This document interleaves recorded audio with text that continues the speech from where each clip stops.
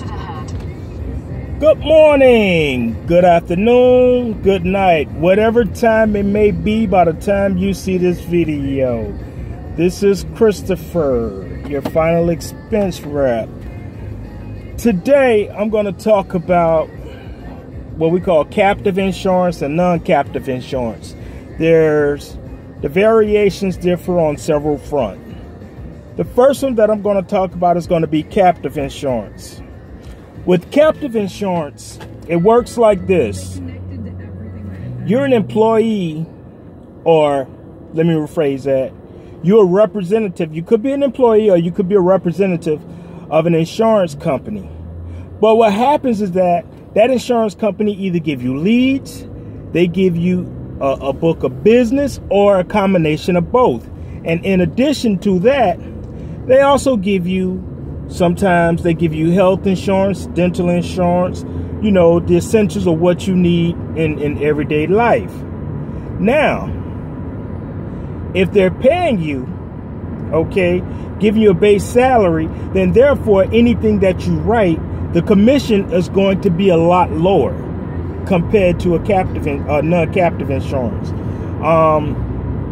Let's say, for instance, if you're at a 50% or 55% with a non-captive insurance company, then as a captive agent, since you're already drawing a salary, what they're going to give you then is going to be a base performance, meaning that sometimes if you do not perform up to their standards, then they can terminate you. That's how the captive insurance works. They can terminate you for either lack of production or no production. And that's how some people, you know, they get into these I call them vector moments and non-vector moments. And I'll talk about vector after I talk about the independent agency. So with the captive insurance, it has its good points and it has its bad points. If you're a person that have a family and you're now just coming in the industry, you need that, I would say, that guaranteed money, then look, go with captive insurance. You know what your pockets are. So go with the captive insurance and go from there. You know, learn what you need to learn. Be astute and take in everything that your trainer is telling you, so you can be successful. All right. Now, I know some people who go to these companies and then they stay. You know, they stay forever and a day. Some people retire. You know, back in the days when I was selling insurance, we used to have what we call debit insurance. Not too many companies are still out doing that. All right. But the way debit insurance works, you have to excuse the sun and the glare. I'm driving. I'm actually going to a client's house. So while I'm driving, but I just wanted to give you guys an insight of what's going on.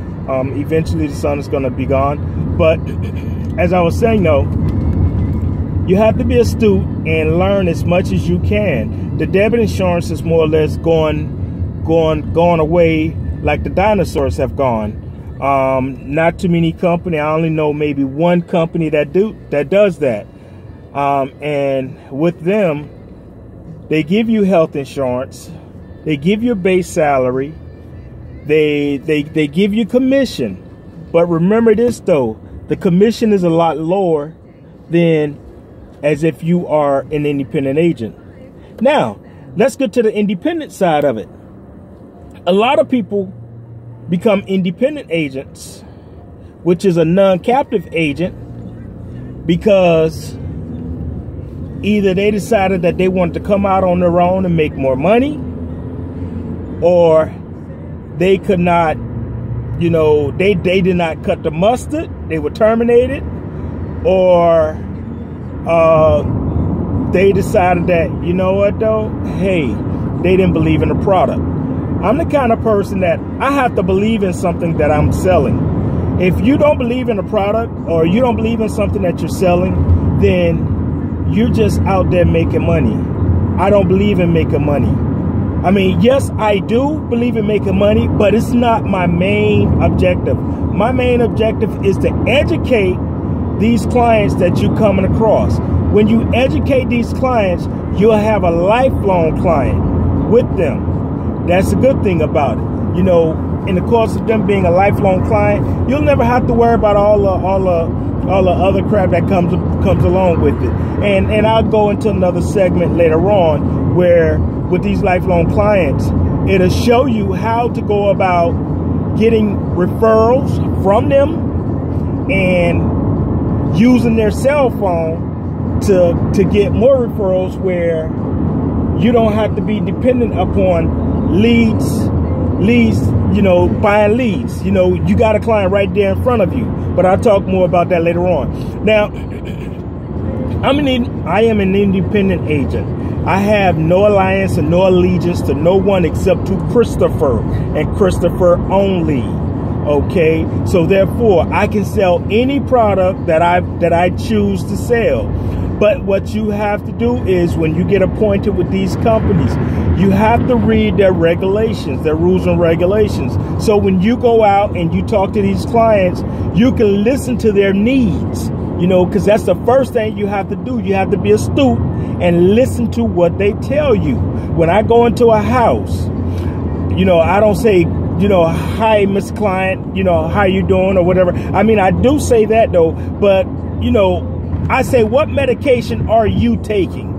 And when you've done this here for so long, you know what the medication is for, whether it's diabetes, whether it's for high blood pressure, whether it's for HIV, whether it's for gout, whether it's for cancer. You become familiar with it.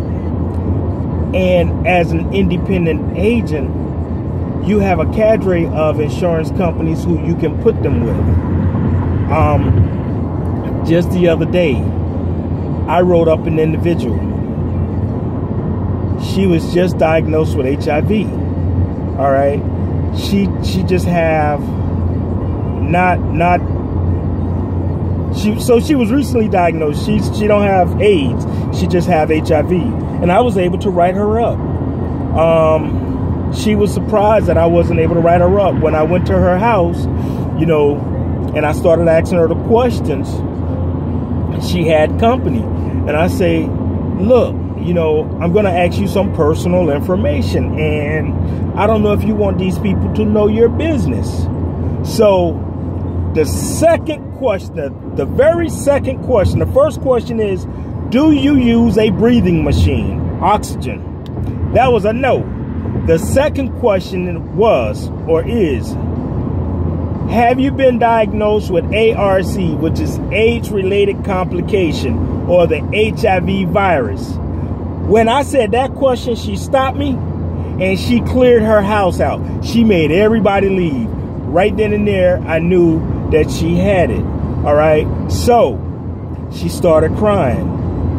And I asked, I said, well, why are you crying? She's like, I have not been able to get insurance because of that particular reason. A lot of companies do not insure HIV clients. All right. Well, I do.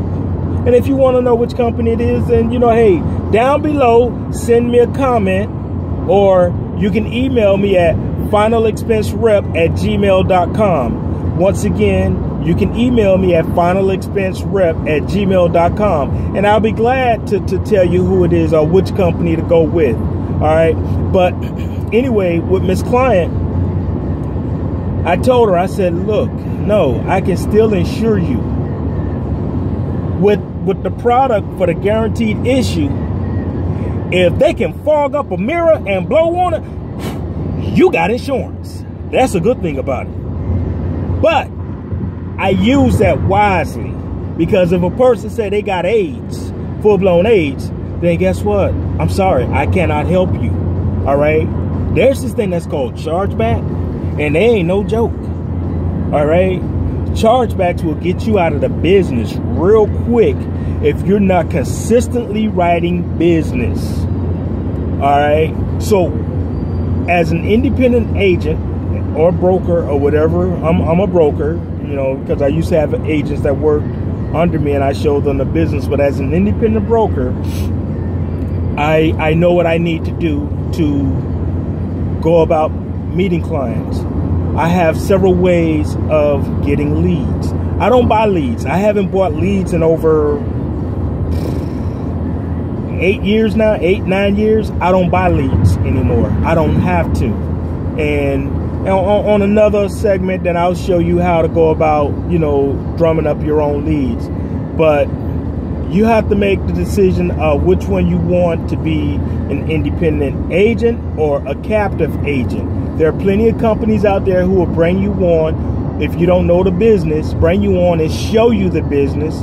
But remember, you have to give up something in order to get something. So therefore, you're going to be giving up a big abundance of your commission. All right.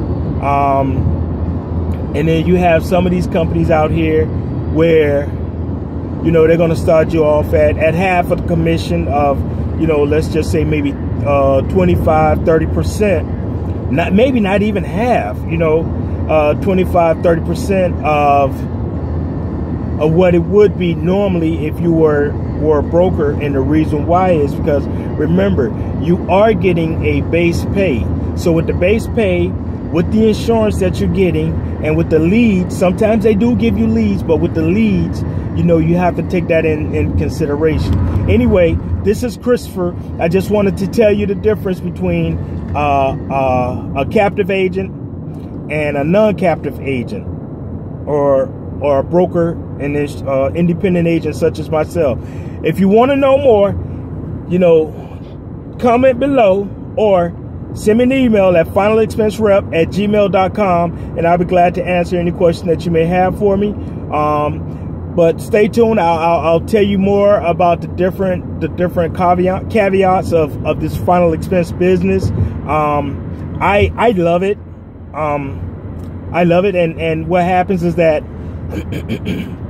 with the final expense, it gives me other opportunity to sell other insurance. But that's the difference also too. I wanna lay out with the captive agent. As a captive agent, you can't do all these other insurance. You have to give up your other appointed companies.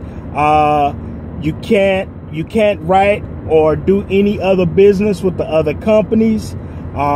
So you're more or less captive to that company, and you can't go about doing the things that you want to do on doing the other things. So that's all it is. So look, like I said, I'll be glad to tell you more about it.